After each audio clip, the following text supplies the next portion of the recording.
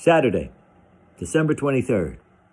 Well, these days it seems that the suburbanites compete with one another for Christmas decorations in front of their homes. Who can have the most elaborate and gaudy Christmas house? And now that they have those inflatables, it's like an army of inflatables in the front yards kind of bobbing around when they're all filled up. Sort of like marshmallow men or something, yeah. But back in '63, we didn't have a lot of outdoor decorations, primarily just strings of lights. And I don't remember people really competing with one another.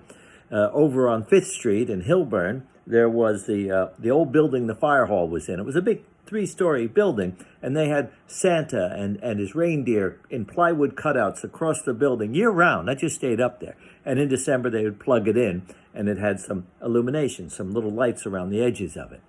And that was sort of like Flip Matoski on 2nd Street. He had a green hedge in the front yard, and he had lights in it, outdoor lights in it, and he'd leave them there year-round because you couldn't see them until he plugged them in. Of course, the hedge expanded. It grew out. So every year, those lights got deeper and deeper inside this hedge, so that when he plugged it in, it looked like the interior of the hedge was glowing, some kind of irradiation or something. It was fun to see. And on 4th Street, some fella put up at the end where the dead end is up against the mountain and there's a cinder block wall, he put up 4 letters, N-O-E-L, big letters, Noel, and plugged them in and they were green. And somebody who was 3 sheets to the wind came rolling into 4th Street, saw that green illumination, thought he was at a traffic light and banged right into it. The last 2 letters fell off, and when he came to, he saw the celestial warning, no.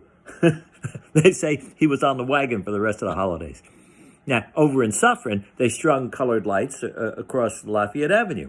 And then they had to pull those down eventually because the lights were too close to the traffic light, and there were also a lot of fender benders.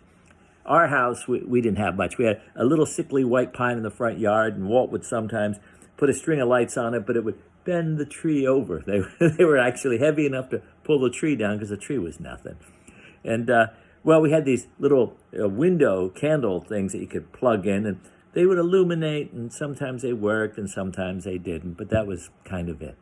Now, every year, my mom, Tessie, would take me down to North Jersey, riding down through Marwall, Ramsey, and places like that, to look for the ugliest Christmas house we could find. Yeah.